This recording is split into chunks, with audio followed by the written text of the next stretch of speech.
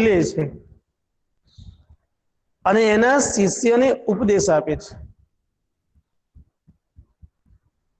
જે ઉપદેશ આપે છે એ આજના તમામ વિદ્યાર્થીઓને પણ લાગુ પડે છે। એટલા માટે આપણો આ પાઠ અભ્યાસક્રમમાં મૂકેલો છે।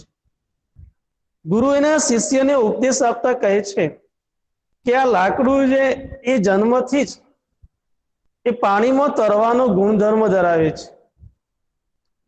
એટલે આ નદીના પ્રવાહની સાથે રત્નકર મનાતા આ સમુદ્ર સુધી પહોંચશે એવું એને આ લાકડાને સદભાગ્ય મળ્યું છે સમુદ્ર સુધી પહોંચવા માટેનું।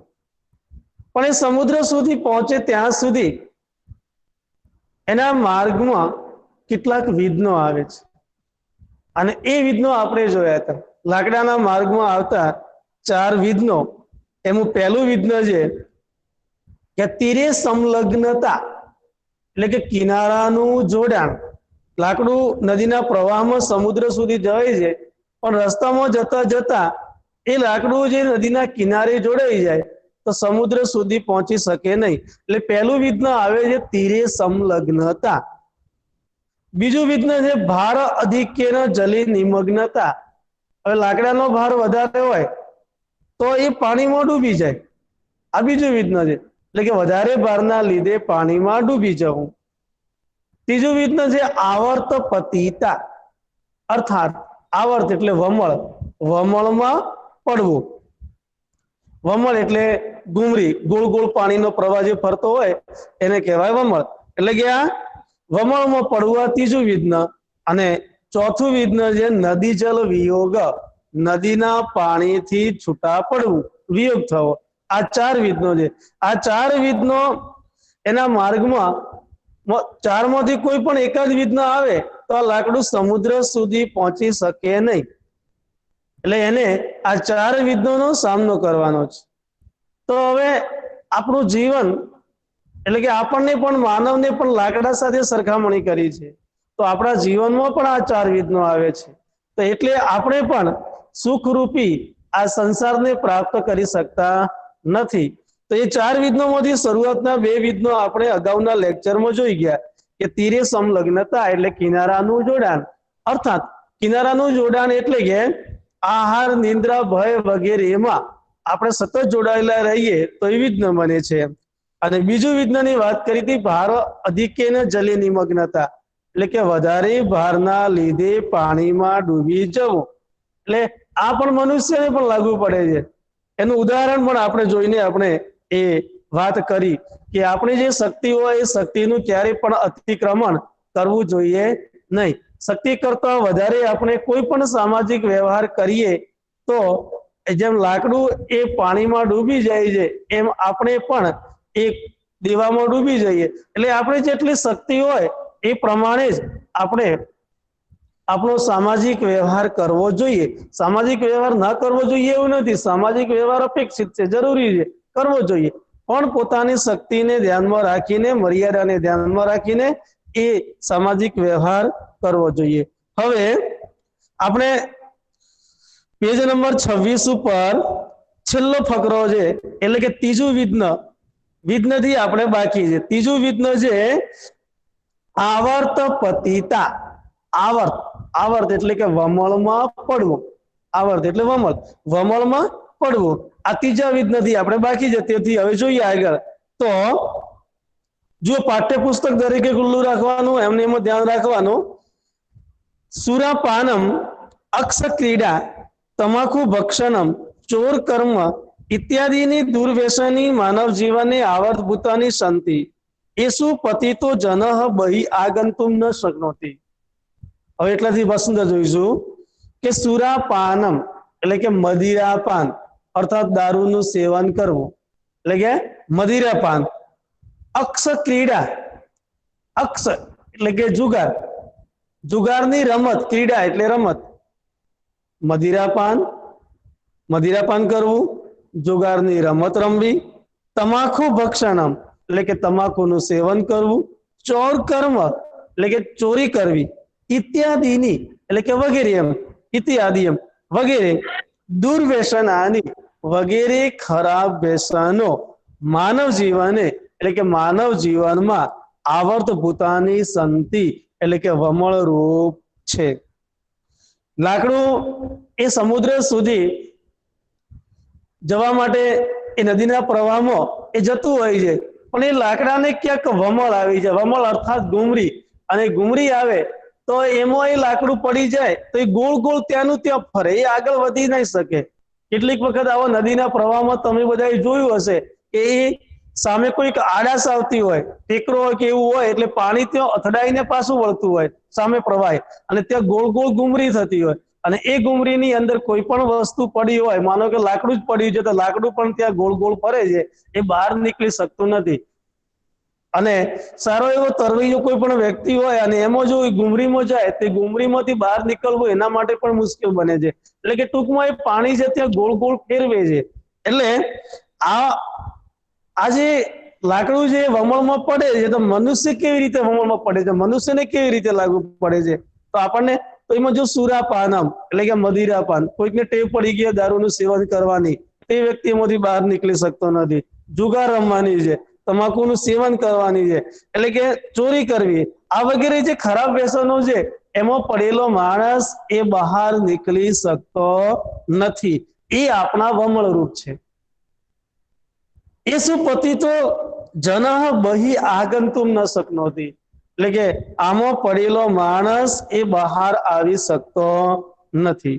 ફરીથી, મદિરાપાનનું સેવન કરવું, જુગાર રમવો, તમાકુનું સેવન કરવું, ચોરી કરવી વગેરે દુર્વ્યસનો માનવ જીવનમાં વમળ રૂપ છે. આમાં પડેલો માણસ એ બહાર આવી શકતો નથી. અતઃ તત્ર પતન એવ ન ભવેત, એટલે કે આથી તેનું પતન ન થાય, તેનું પતન ન થાય. તાદૃશ પ્રયત્ન સતતમ કરણીયો ભવતી, એટલે કે ત્યાં સુધી તેનો પ્રયત્ન કરવો જોઈએ. કયો પ્રયત્ન કરવો જોઈએ? એને અટકાવવા માટે, કે આથી તેનું પતન ન થાય, એનો નાશ ન થાય, એ વ્યક્તિનું પતન ન થાય ત્યાં સુધી એને અટકાવવા માટે આપણે પ્રયત્ન કરવો જોઈએ. કોને? જે ખરાબ વ્યસનોમાં પડેલા છે એમને. કે વ્યસનો કયા કયા છે? મદિરાપાનનું સેવન કરવું, અક્ષક્રીડા એટલે કે જુગાર રમવો, તમાકુનું સેવન કરવું, ચોરી કરવી, આ વગેરે જે દુર્વ્યસનો છે એમાં પડેલો માણસ બહાર આવી શકતો નથી. તો એનું પતન ના થાય ત્યાં સુધી આપણે એને અટકાવવા માટે એને આપણે પ્રયત્ન કરવો જોઈએ. ફરીથી એટલા સુધી સુરાપાનમ અર્થાત દારૂનું સેવન કરવું, અક્ષક્રીડા એટલે કે જુગાર રમવો, તમાકુનું સેવન કરવું, ચોરી કરવી વગેરે દુર્વ્યસનો માનવ જીવનમાં વમળરૂપ છે. આમાં પડેલો માણસ એ બહાર આવી શકતો નથી. આથી ત્યાં તેનું પતન ના થાય ત્યાં સુધી સતત પ્રયત્ન કરવો જોઈએ. એટલે કે એનો સંપૂર્ણ નાશ ના થાય ત્યાં સુધી આપણે એને અટકાવવા માટે સતત પ્રયત્ન કરવો જોઈએ. આગળ, યે જનાહ એટલે કે જે લોકો વ્યસનેષુ પતિતાહ, જે લોકો વ્યસનોમાં પડેલા છે તે તરંતઃ અપી એકસ્મિન સ્થાને પરિતઃ ભ્રમંતી, કે તે તરતા હોવા છતાં એક જ સ્થાને પરિતઃ એટલે કે ચારે બાજુ ભ્રમંતી એટલે કે ભ્રમણ કરે છે. કે જે માણસો વ્યસનોમાં પડેલા છે તે તરતા હોવા છતાં એક જ સ્થાને એ ચારે બાજુ ભ્રમણ કરે છે. જેમ લાકડું જે પાણીમાં તરે અને ત્યાં વમળની અંદર ગોળ ગોળ ફર્યા કરે, એમ આવા વ્યસનોમાં પડેલા માણસો પણ એ ત્યાં એટલે કે એ વ્યસનોમાં જ એ ફર્યા કરે, એમાંથી બહાર નીકળી શકતા નથી. એટલે કે જે લોકો વ્યસનોમાં પડેલા છે તે તરતા હોવા છતાં એક જ સ્થાને એ ચારે બાજુ ભ્રમણ કરે છે. તેસમ પ્રગતિ બાધિતા ભવતી, અને તેમની પ્રગતિ છે એ અટકી જાય છે. તેમની પ્રગતિ અટકી જાય છે. તતસ્તે સુખાદી રૂપમ સંસાર સમુદ્રમ પ્રાપ્તમ ન અર્તિ, અને પછી તે એ સુખ રૂપી સંસાર સમુદ્રને પ્રાપ્ત કરી શકતા નથી. તતસ્તે પછી તે સુખ આદિ રૂપમ એટલે કે સુખ રૂપી સંસાર સમુદ્રમ પ્રાપ્તમ ન અહર્તિ, એટલે કે સંસાર રૂપી સમુદ્રને પ્રાપ્ત કરી શકતા નથી. ફરીથી આખો ફકરો જોઈએ. મદિરા પાનનું સેવન કરવું, જુગાર રમવો, તમાકુનું સેવન કરવું, ચોરી કરવી, દુર્વ્યસનો કે ખરાબ વ્યસનો માનવ જીવનમાં રૂપ છે. આમાં પડેલો માણસ બહાર આવી શકતો નથી. આથી ત્યાં તેનું પતન ન થાય ત્યાં સુધી સતત પ્રયત્ન કરવો જોઈએ. જે લોકો વ્યસનોમાં પડેલા છે તે તરંત અપી એટલે કે તે તરતો હોવા છતાં એકસ્મિન સ્થાને એટલે એક જ સ્થાને પરિતઃ એટલે કે ચારે બાજુ ભ્રમંતી એટલે કે ભ્રમણ કરે છે. અને તેસમ પ્રગતિ તેમની પ્રગતિ બાધિતા ભવતી એટલે કે અટકી જાય છે. તતસ્તે પછી તે સુખાદી રૂપમ એટલે કે સુખ રૂપી સંસાર સમુદ્રમ પ્રાપ્તમ ન અહતી અને પછી તે સુખ રૂપી સંસાર સમુદ્રને પ્રાપ્ત કરી શકતા નથી. અહીંયા જુઓ તરંત અપી છેલ્લી લાઈન કે તે તરંત અપી એકસ્મિન સ્થાને પરિતઃ ભ્રમંતી એટલે કે તે તરતા એટલે કે આપણે અહીંયા અર્થ લઈએ તો અર્થ જીવતા, આપણે જીવતા હોવા છતાં એમ કે એકસ્મિન સ્થાને એટલે કે એક જ સ્થાને ચારે બાજુ આપણે પણ ભ્રમણ કરીએ છીએ. એ લાકડું તરતું હોવા છતાં અહીંયા આપણે અર્થ લઈએ તો આપણે જીવતા હોવા છતાં એ ચારે બાજુ એ ભ્રમણ કરીએ છીએ. ફરી એક વખત એકલું ગુજરાતી કરીએ.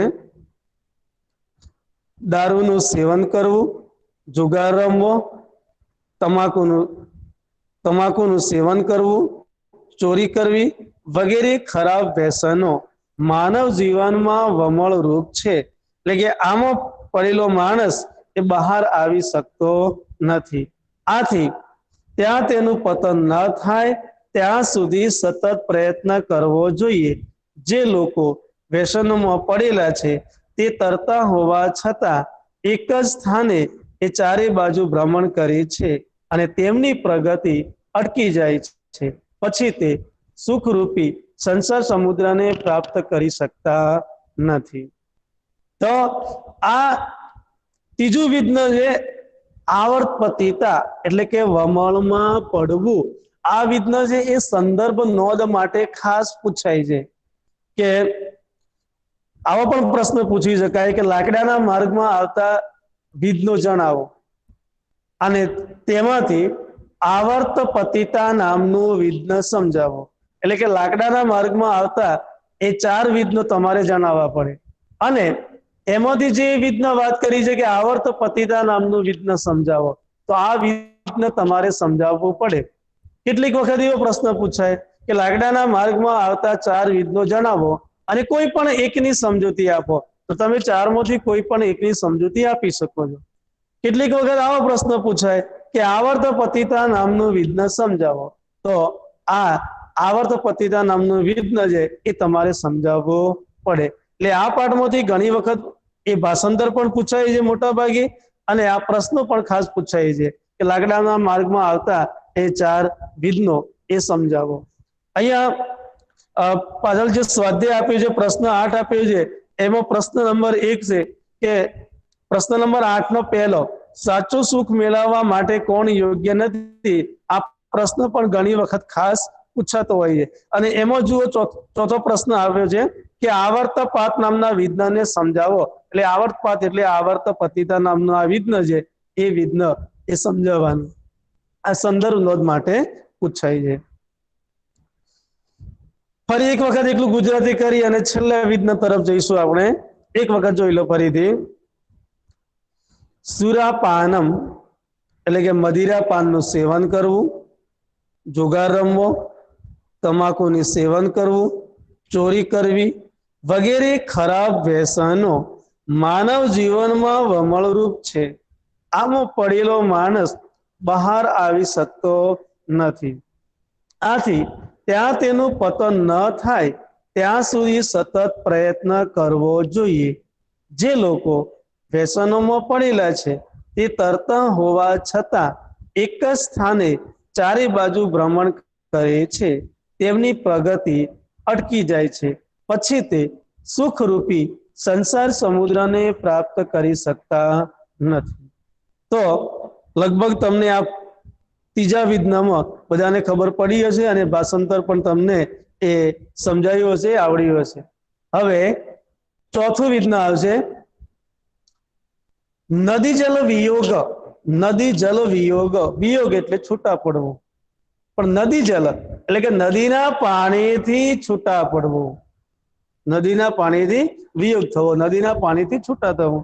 હવે લાકડું છે એ નદીના પ્રવાહમાં જતું હોય અને નદીના પ્રવાહથી છૂટું પડી જાય, ક્યાંક એ ફંટાઈ જાય, બીજે રસ્તે વળી જાય, તો એ સમુદ્ર સુધી પહોંચી શકે નહીં. અને બીજો રસ્તો જે નાનો, જે અંદર કોઈક વહેણ જતું હોય નદીમાંથી અને એમાં વળી જાય, તો એ આગળ જતા શું કહી જાય, અર્થાત સમુદ્ર સુધી પહોંચી શકે નહીં.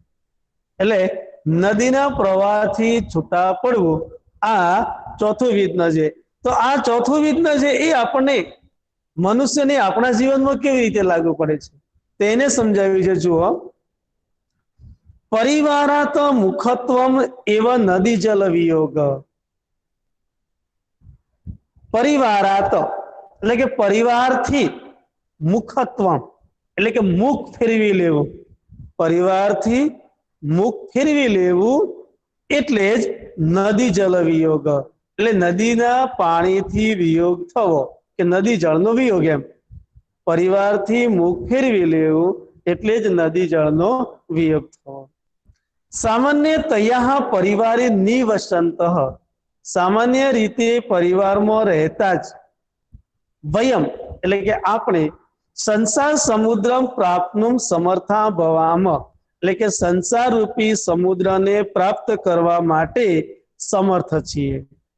ફરીથી જુઓ, પરિવારથી મુખ ફેરવી લેવું એટલે જ નદી જળનો વિયોગ. સામાન્ય રીતે પરિવારમાં રહેતા જ આપણે સંસાર રૂપી સમુદ્રને પ્રાપ્ત કરી શકીએ છીએ. હવે સંસાર સમુદ્ર પ્રાપ્તનું સમર્થા ક્યારે પ્રાપ્ત કરી શકીએ છીએ?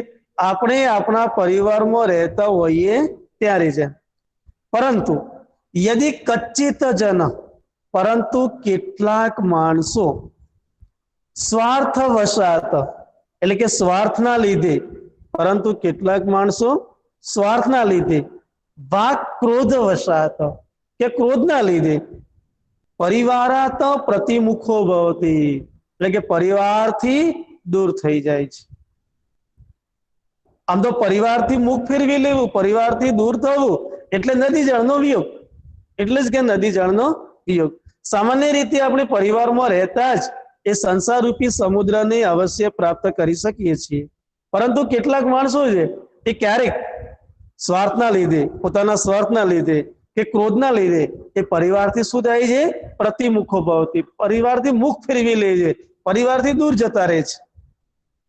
પરિણામે શું ભોગવવું પડે છે? તો સો અપી નદી, કૌંસમાં લખ્યું છે પરિવાર, સહ અપી નદી, કૌંસમાં લખ્યું છે પરિવાર અને આગળ જલ, કૌંસમાં લખ્યું છે સ્નેહ. એટલે કે હવે કૌંસ વગર જોઈએ ભાષાંતર, સહ અપી નદી જલ એટલે કે તે પણ નદીનું પાણી, તે પણ નદીનું પાણી વિયુક્ત એટલે કે વિયુક્ત કદાચિત યપી જ્ઞાનેન સુખેન ચ પૂર્ણમ આનંદમયમ સંસાર સમુદ્રમ ન પ્રાપ્નોતિ. તે પણ ફરીથી જુઓ, પરંતુ યદિ કચ્ચિત જન, પરંતુ કોઈક માણસ સ્વાર્થના લીધે અથવા ક્રોધના લીધે પરિવારથી મુખ ફેરવી લે છે, તે પણ નદી. હવે જો નદીથી લાકડું દૂર થાય તો એ શું ગુમાવે છે? જલ એટલે કે પાણી ગુમાવે છે. અને જો આપણે જો પરિવારથી દૂર થઈએ, આપણે પરિવારથી દૂર થઈએ તો શું ગુમાવીએ છીએ? સ્નેહ એટલે કે આપણે સ્નેહ, પરિવારમાંથી જે સ્નેહ મળતો હોય એ આપણે ગુમાવી દઈએ છીએ. લાકડું જે એ નદીથી દૂર થાય તો એ પાણી ગુમાવે છે, પાણીથી એને પાણી મળતું નથી. અને આપણે પરિવારથી દૂર થઈએ તો પરિવારમાંથી જે સ્નેહ મળવો જોઈએ, પ્રેમ મળવો જોઈએ, એ આપણને મળતો નથી. એટલે કે વિયુક્ત દૂર થયેલાને કદાચિત અપી ક્યારે પણ જ્ઞાનેન ચ સુખેન, એટલે કે જ્ઞાનથી ચ સુખેન અને સુખથી પૂર્ણમ આનંદમયમ, પૂર્ણ આનંદમય સંસાર સમુદ્રમ ન પ્રાપ્નોતિ, પૂર્ણ આનંદમય સંસાર રૂપી સમુદ્રને પ્રાપ્ત કરી શકતા નથી. હવે આપણે આવું ઘણા બધા પરિવારોમાં ક્યાંક જોયું હશે કે કોઈ પણ વ્યક્તિ એના સ્વાર્થના લીધે અથવા તો ક્યારેક આવેશમાં આવીને, ક્રોધમાં આવીને એ પરિવારથી દૂર થઈ જાય છે. પરિવારથી દૂર થઈ જાય છે તેને ઘણું બધું સહન કરવાનું આવે છે. પરિવારથી દૂર થઈએ એટલે સીધો જ આપણને પરિવારનો જે સ્નેહ પ્રેમ મળવો જોઈએ એ આપણને પ્રાપ્ત થતો નથી. કેટલીક વખત આપણે ક્રોધને કારણે કે સ્વાર્થના લીધે એકાએક આવો નિર્ણય લઈ લેતા હોઈએ છીએ, પણ એના પછી આપણને પ્રાયશ્ચિત થતું હોય છે. એટલે કેટલાક લોકો છે ઘણી વખત એના પરિવારથી એ છૂટા પડી જાય છે અને બીજે અલગ જતા રહે છે, બીજા એકલા રહેવા માટે. હવે એક નાનું સરખું ઉદાહરણ લઈએ કે એક આખું સંયુક્ત કુટુંબ હોય, ભેગું કુટુંબ હોય, એમાં 8-10 જેટલા સભ્યો હોય, એમાં દાદા દાદી હોય અને એમના બે દીકરા હોય એટલે કે બંનેના લગ્ન થયેલા છે, એટલે પતિ પત્ની હોય અને એમના બાળકો પણ હોય, એટલે કે 8-10 નો પરિવાર છે. અને એ પરિવારમાંથી કોઈ એકાદ એમનો દીકરો છે એ પતિ પત્ની અને એના બાળકો સાથે એ ત્યાંથી એ પરિવારમાંથી દૂર થાય છે, તો પરિણામે શું થાય છે? એના બાળકોને જે દાદા દાદીનો જે સ્નેહ મળવો જોઈએ, જે પ્રેમ મળવો જોઈએ, એ મળતો નથી. જે બંને જણ જે કમાવા માટે જતા હોય તો એ બાળકો ઘરે એકલા મૂકીને જવા જોઈએ, તો પરિણામે એમને દેખ રાખવા માટે, એમને સંભાળ રાખવા માટે પણ એ કોઈ મળતું નથી. એટલે એને જે પરિવારમાંથી જે પ્રેમ મળવો જોઈએ એ પ્રેમ, એમને સ્નેહ મળતો નથી. એટલે આપણે ક્યારે પણ આ સ્વાર્થના લીધે કે ક્રોધના લીધે આવું ક્યારે પણ એ ઉતાવળું પગલું ભરવું જોઈએ નહીં. એ ગમે તે હોય. ફરી વાર જુઓ, પરિવારાત મુખત્વમ એવ નદી જલ વિયોગ, પરિવારથી મુખ ફેરવી લેવું એટલે જ નદી જળનો વિયોગ. સામાન્ય તયા, એટલે કે સામાન્ય રીતે, પરિવારે નિવસંત, એટલે કે પરિવારમાં રહેતા જ, એવા એટલે કે જો પરિવારમાં જ રહેતા, વયમ સંસાર સમુદ્રમ પ્રાપ્તનું સમર્થા, એટલે કે આપણે સંસાર રૂપી સમુદ્રને પ્રાપ્ત કરવા માટે સમર્થ છીએ. પરંતુ યદિ કચિત જન, પરંતુ કોઈક માણસ સ્વાર્થ વશાત, એટલે કે સ્વાર્થના લીધે, વાક ક્રોધ વશાત અથવા ક્રોધના લીધે, પરિવારાત પ્રતિમુખ ભવતી, એટલે કે પરિવારથી વિમુખ થાય છે, દૂર થાય છે. સહ અપી નદી, તે પણ નદી, કૌંસમાં છે પરિવાર, જલ સ્નેહ, પાણી અને સ્નેહથી વિયુક્ત દૂર થયેલ, કદાચિત અપી ક્યારે પણ, જ્ઞાનેન ચ સુખેન, એટલે જ્ઞાનથી અને સુખથી, પૂર્ણમ આનંદમયમ, પૂર્ણ આનંદમય સંસાર સમુદ્રમ ન પ્રાપ્નોતી, સંસાર રૂપી સમુદ્રને પ્રાપ્ત કરી શકતો નથી. છેલ્લી લાઈન, ચતુર્ભ્ય વિઘ્નેભ્ય રક્ષિતા, એટલે કે 4 વિઘ્નોથી રક્ષાયેલો, 4 વિઘ્નોથી રક્ષાયેલો, જનઃ એટલે કે માણસ, જ્ઞાનેન ચ સુખેન, એટલે જ્ઞાનથી અને સુખથી, પૂર્ણમ આનંદમયમ, પૂર્ણ આનંદમય સંસાર રૂપમ સમુદ્રમ, સંસાર રૂપી સમુદ્રને અવશ્યમ પ્રાપ્નુવંતી, એટલે કે અવશ્ય પ્રાપ્ત કરે છે. 4 વિઘ્નોથી રક્ષાયેલા, 4 વિઘ્નોથી રક્ષાયેલો માણસ જ્ઞાનથી, સુખથી, પૂર્ણ આનંદમય સંસાર રૂપી સમુદ્રને એ અવશ્ય પ્રાપ્ત કરી શકે છે. એટલે આ 4 વિઘ્નો લાકડાના માર્ગમાં આવે છે. એ 4 વિઘ્નોથી આપણે પૂરેપૂરા રક્ષાયેલા હોઈએ તો આપણે જ્ઞાનથી અને સુખથી આનંદમય આ સંસાર રૂપી સમુદ્રને અવશ્ય પ્રાપ્ત કરી શકીએ છીએ. ફરીથી, ચતુર્ભ્ય વિઘ્નેભ્ય રક્ષિતા જનાઃ, 4 વિઘ્નોથી રક્ષાયેલો માણસ, જ્ઞાનેન ચ સુખેન, એટલે કે જ્ઞાનથી અને સુખથી, પૂર્ણમ આનંદમયમ, એટલે કે પૂર્ણ આનંદમય સંસાર રૂપમ સમુદ્રમ અવશ્યમ પ્રાપ્નુવંતી, એટલે કે સંસાર રૂપી સમુદ્રને એ અવશ્ય પ્રાપ્ત કરી શકે છે. ફરીથી આ બે વિધ્નોનું ભાષાંતર કરીએ. આજે ચાલ્યું એટલું જોઈ લઈએ. એક વખત જોઈએ.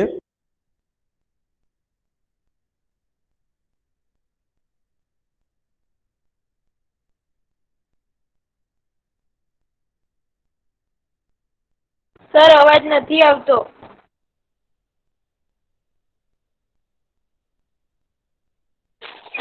અવાજ નહીં આવતો સર. સર અવાજ આવતો નથી. સર અવાજ નથી આવતો. હાલો, ફરી વાર જોઈ લો. સુરાપાનમ મદિરાપાન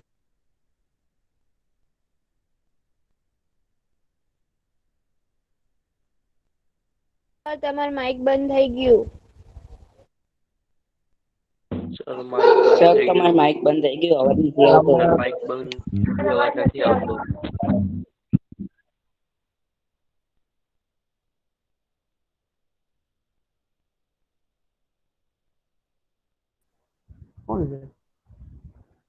આમાં પડેલો માણસ એ બહાર આવી શકતો નથી.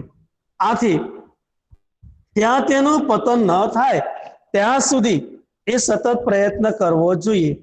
જે લોકો વ્યસનોમાં પડેલા છે તે તરતા હોવા છતાં એક જ સ્થાને એ ચારે બાજુ ભ્રમણ કરે છે.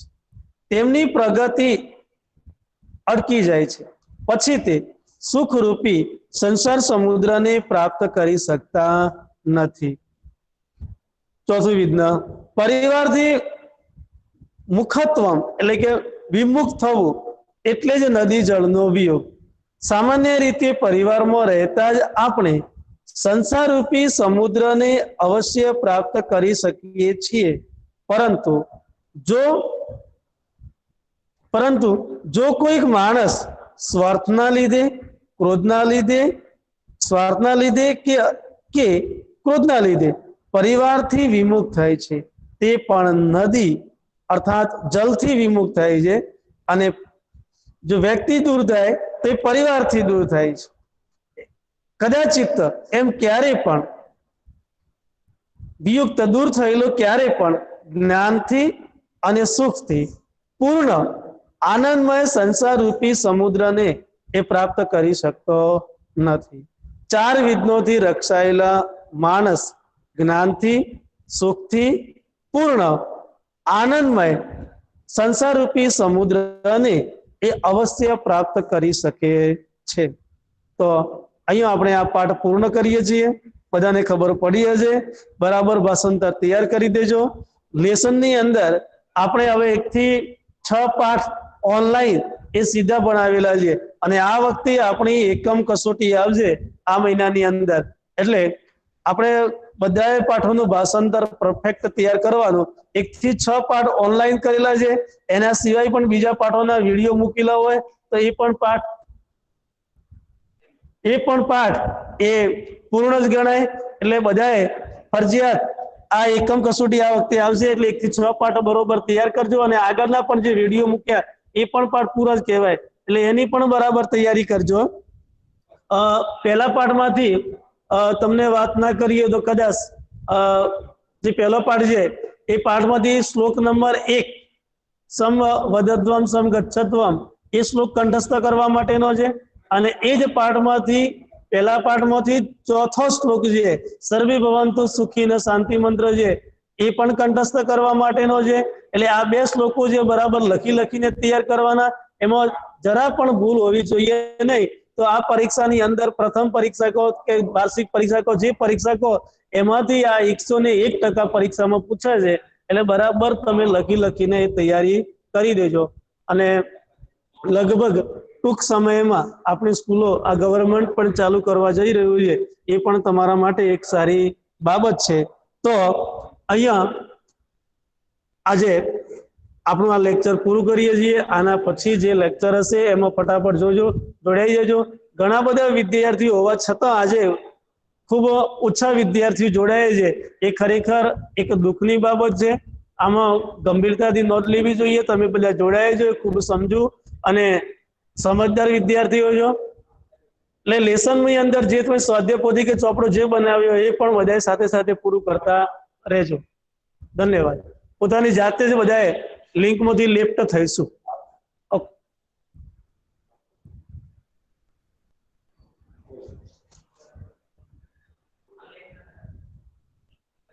લો એટલે આટલું જ ચમ જોડાય છોકરો